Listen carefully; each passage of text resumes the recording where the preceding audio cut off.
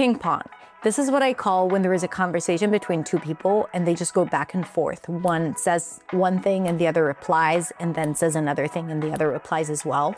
And there is a very special way and rhythm to these ping pong conversations. Today we are going to practice that, and we are going to practice what it's like to use your voice to flirt and sound excited on a first date. Because today we have a shadowing and listening practice with the TV show First Dates. One thing about first dates is that you can drop the T and just connect first dates. First dates. I love shadowing practice because we get to practice and notice the nuances of speech. And that's what I do. I'm a non-native speaker of English, and I'm here to help you speak English with clarity, confidence, and freedom. Check out my website for more free content at hadarshamish.com, or follow me on social media if you want daily lessons and to interact with me regularly. In the scene, we are going to get to know them as they get to know each other. We are going to practice listening and shadowing, especially paying attention to the patterns of rhythm and intonation. Let's get started. First, I'm going to play it, and when I pause, just try to repeat what you've heard. If you don't understand it fully, that's okay. I'm going to explain it in a second. Hi, Nice to meet you. pleasure to meet you. So here they're overlapping a little bit, which makes it a little harder to hear. Let's play it again. Hi, Nice to meet you. pleasure to meet you. Okay, hi, nice to meet you. Meet you. So she's connecting the two words together. Hi, Nice to meet you. pleasure to meet you. Nice to meet you. That pitch going up and down at a higher voice, using a higher voice, is usually sends the message of friendliness and excitement. Nice to meet you, Stephanie. Hi, pleasure to meet you. Let's listen to it again. Hi, Nice to meet you. pleasure to meet you. Pleasure to meet you. Pleasure to meet you. Pleasure to meet you. Let's listen to the next sentence. I'm Nelson, by the way. What did he say? I'm Nelson, by the way. I'm Nelson, by the way. I'm Nelson, by the way. And then she says, Nelson? Yes. Pleasure. Nelson, pleasure. Nelson, pleasure. Nelson, question, that's your name? Pleasure. Right? So this is a very typical pattern, intonation pattern or speaking pattern for any new interaction between two people. And there's like the extra edge of excitement and nervousness. You can hear it in their voices because they are on TV and it's the first date. All right, let's continue. There you go. Oh, thank you. What are you drinking? I'm drinking a Pinot Grigio. So let's listen to it again. What are you drinking? I'm drinking a Pinot Grigio. So she's asking, it's really low, but she's asking, what are you drinking? What are you drinking? What are you drinking? When she reduces it like that, it sounds almost like she's saying, what are you? Listen. What are you drinking? What do you want? What are you drinking? Because what are you and what do you, when reduced, they sound the same. What are you drinking? What are you drinking? She's trying to normalize the situation. What are you drinking? And then he says, What are you drinking? I'm drinking a Pinot Grigio. okay, now let's listen to what she answers. That's so classic. What did she say? Listen to it again. That's so classic. That's so classic. That's so classic. That's so classic. And as you can see, there is like this back and forth. She says something, he responds, then she responds on top of it. That's the ping pong I was talking about that creates this dynamic or movement in the conversation. So there is not a lot of silence and the other person feels more comfortable. It's just something simple. What did he say? Let's listen to it again. It's just something simple. It's just something simple. He reduces it. It's just something simple. All right, so see, he responds to that. So you see, they continue this back and forth. What are you drinking? A Pinot Grigio. That's so classic. It's just something simple.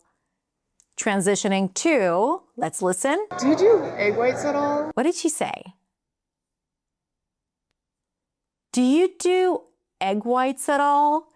So this is a way to ask the bartender if they serve drinks with egg whites, cocktails with egg whites. Do you do salads? Do you do dressing on the side? Do you do whatever when you want to ask the restaurant or the servers or the bartender if they can do something more specific that is not on the menu? Do you do? Do you do? Do you do? Do you do egg whites at all? Yes, there are cocktails with egg whites. Let's listen to what they respond. Is that the thing? I can make that happen for you. What did he say? I can make that happen for you. Rest assured we do egg whites. I can make that happen for you. Also like a typical kind of like confident American response. I can make that happen for you. Practice it with me. I can make it happen for you. Notice that little lift in pitch in the beginning. I can make that happen for you. Next we have. Good idea. May I have a whiskey sour with an egg white served up? What did she say? Listen to it again. Good idea. May I have a whiskey sour with an egg white served up? May I have a whiskey sour with an egg white served up? Lifting up, served up, because that's a question and they need to respond with yes or no. May I have a whiskey sour with an egg white served up? Served up means that they shake it in a shaker with ice and then they strain it into the glass without the ice. Served up. Yes, I have some experience bartending, just saying. Next. Is that possible? Certainly. Certainly. Moving on. Thank you. Not to get all crazy. What did she say? Thank you. Not to get all crazy. Not to get all crazy. Let's connect this phrase together. Not to get all crazy. Not to get all crazy. Now, I'm not sure what she is saying it about. I have two guesses. One, not to go all crazy, like it means that I'm keeping it low, I'm keeping it small, so I'm not going crazy with my request. Like I'm not asking for a super fancy cocktail, even though I usually drink super fancy cocktails, because whiskey sour is pretty simple, pretty straightforward. So maybe she's referring to that, or maybe she's drinking something that is somewhat mild, not to go all crazy with drinking a lot of alcohol or something super strong. That's my interpretation of it. I wonder what you think she meant here by that. By the way, I'm going to pause this for a second. If you enjoy this kind of practice and you want to learn more about pronunciation, definitely go check out my free masterclass. It's a pronunciation masterclass that teaches you all the key elements that they don't teach you in regular English studies that are going to help you build a healthy foundation for your pronunciation, intonation, rhythm, and stress. Just click the link below, and it's absolutely free, and you can watch it on demand whenever you want. Click the link below, and I'll see you inside. Okay, so now they're cutting into her speaking direct to camera. You'll notice that she's a lot clearer here. It's going to be easier for you to understand her. Let's listen. I think dating is exhausting. So exhausting. I think dating is exhausting, so exhausting. So you use your voice to express something. This is like, it's kind of like she's emphasizing how exhausting it is by using her voice and using the tone of voice. Like, oh my God, I'm so tired. It is so exhausting, right? It's emotionally exhausting and you have to really prepare yourself every time. It's emotionally exhausting, right? When you lift your pitch, you're stressing that word. Emotionally, it's not just physically exhausting, it's emotionally exhausting. Prepare yourself every time. Prepare yourself every time. Going back to the scene. Listen. Thank you so much.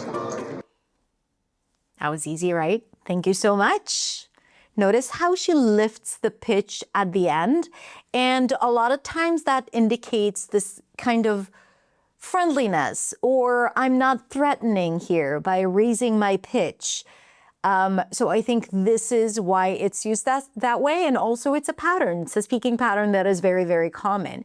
We are used to associating that pitch going up with a question or some kind of uncertainty, or when you want to add something or you want the other person to add something, so you lift it up to show that you're not done. It's not like a full stop right here. Back to her speaking to the camera. I think that's why I am picky. I think that's why I am picky. Again, notice all that pitch, which makes English intonation what it is. We use a lot of pitch. I think that's why I'm picky. I don't date just to date. I don't date just to date. I don't date just to date. Follow me. I don't date just to date. So pay attention to the rhythm. Legato, staccato. I don't date just to date. It's a lot of fun when you start listening to it like you listen to music. I hate like dating in itself. I hate, healthy. I hate, do it with me. I hate like dating in itself. Just the act of dating, just dating. Not what it means, not what the potential is, just dating. I hate dating. She hates dating. I went to the University of Washington and What did she say? Listen to it again. I went to the University of Washington and I went to the University of Washington. I went to the University of Washington. Listen to it again. I went to the University of Washington and I went to the University of Washington. She really reduces the words here and connects everything together. I went to the University of Washington, university. I went to the University of Washington. And I got a scholarship to study abroad in China. And I got a scholarship to study abroad in China, ... Because she knows that once she says that, there's going to be a reaction. You will see, there's going to be a reaction. So this is why she lifts up for him to finish the idea or thought or to respond. Okay, so let's do it again. And I got a scholarship to study abroad in China. I got a scholarship to study abroad in China. So it's kind of flat until she gets to the end where she lifts up. And notice the words that she stresses. I got a scholarship to study abroad in China. Scholarship abroad, China. Those words are longer. Everything else is shorter and reduced. Let's see what happens here. So, did you go to Beijing? So, did you go to Beijing? So, did you go to Beijing? So, he jumps in. This is like the back and forth, the ping-pong part.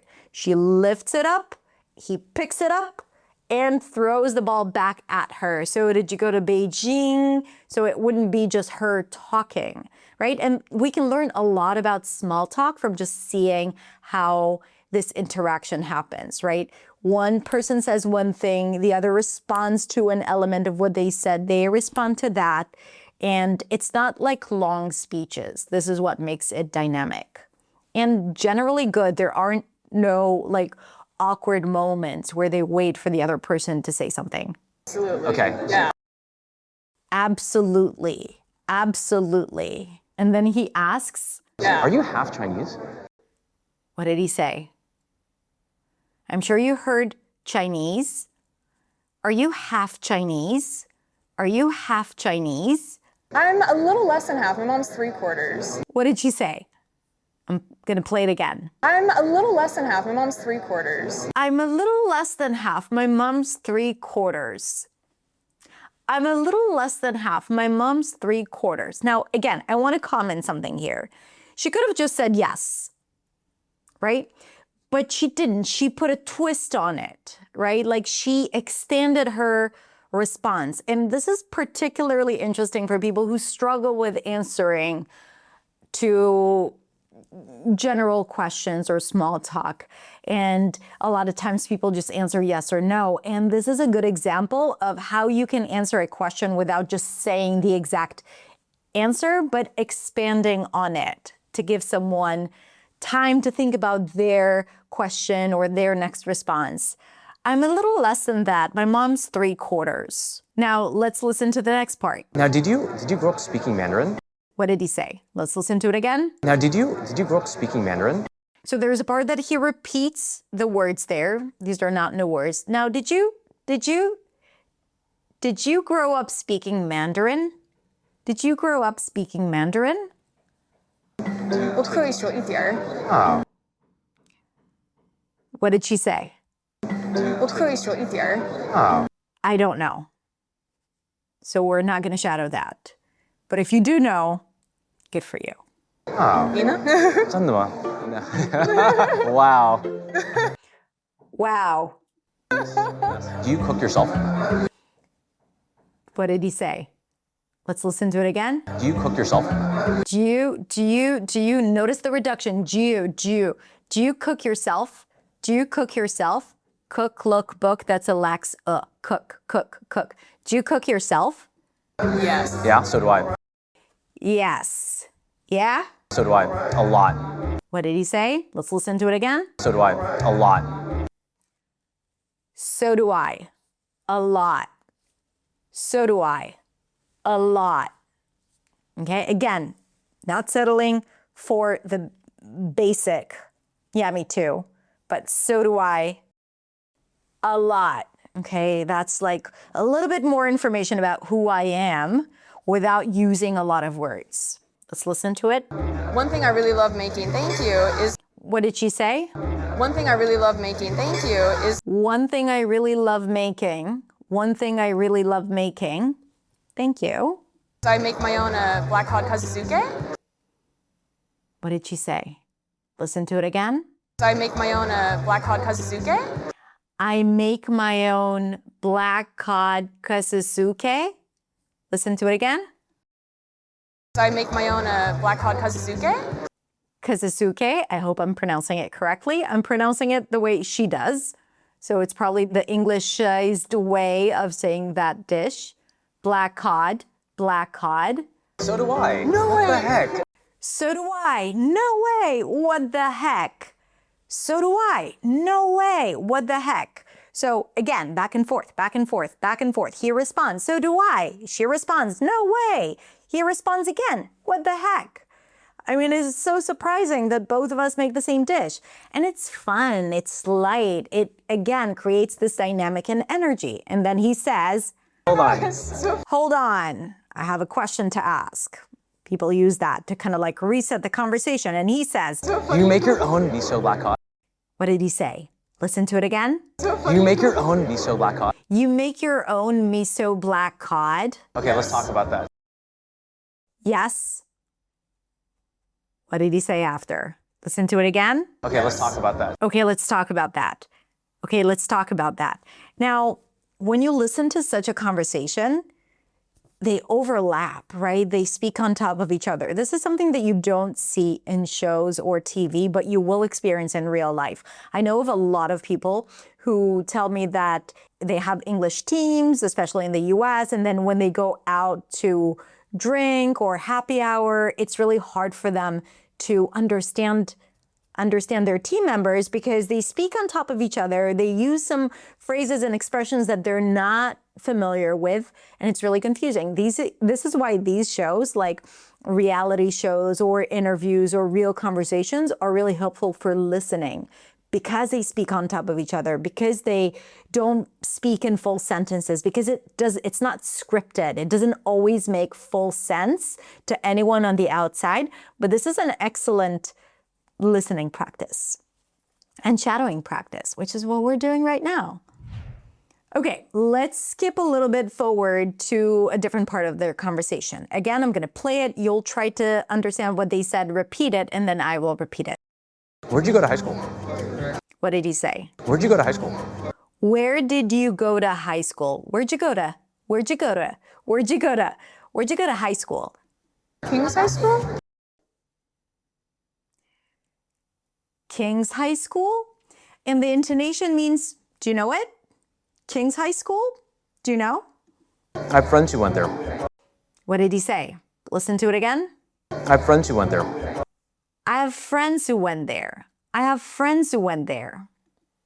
Peter Kim. What's the name he said? Peter Kim. Peter Kim. And Kevin Brother. Kim? Yeah. She responds. She doesn't say, I know Peter Kim and Kevin Kim. That means I know Peter Kim and I know his brother, Kevin Kim. Okay, whoa, we gotta talk about this. Whoa. Okay, a lot of sounds here. Oh, okay, yeah, okay. Again, this is nonverbal communication, and it indicates surprise, excitement, drama. Oh, there's a lot behind the surface here that we need to explore, and all of that happens without words. Peter is my housemate or my roommate. What did he say? Peter is my housemate or my roommate. Peter is my housemate or roommate? Yes. Yeah, that's crazy. No way. Yes. Yeah, that's crazy. Okay, again, back and forth. They're responding to each other. That's crazy. Seriously. No way. Yeah, that's crazy. No way. Seriously. I went to elementary school with your roommate. Yeah. What did she say? Let's hear it again. I went to elementary school with your roommate. I went to elementary school with your roommate. I went to elementary school with your roommate. Yeah, how funny is that? How funny is that? When something is funny or ironic, it's not like haha funny, but it's like a funny situation or an ironic situation, or the people would comment on that. How funny is that? Look at us. Look at us talking about my roommate who went to school with you. How funny is that? Kind of mind blown right now. What did she say? Kind of mind blown right now. Kind of mind blown right now. I'm mind blown. It is mind blowing. I'm mind blown. Kind of mind blown right now. Again, both of them are talking about the situation that they're in, almost like as if they exited their bodies. They're having a conversation about what just happened here, which is something that often happens in such situations. All right, that's it. This date is actually longer than what we did, so I'm going to put the link below if you want to continue shadowing it and practicing along. There are subtitles, so you can look at the subtitles if you want to practice listening and to make sure that you got it right, because I'm not going to be there for the entire episode. It's a long episode. But like I said, I think this is a great way to practice your English and your listening, and especially pay attention to the dynamic of the conversation and see what happens and what you can learn from it, both in terms of the rhythm, the phrases that they use, the momentum, and the intonation. All right, I hope you enjoyed it as much as I did. Really? Seriously? Oh my God, yes, it's so funny. It is so funny that we're doing this right now.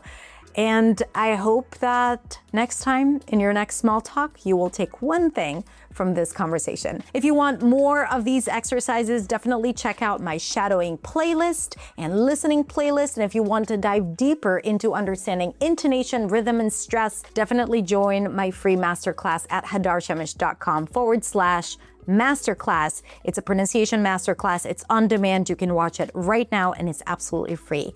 Have a beautiful, beautiful day, and I'll see you next week in the next video. Bye.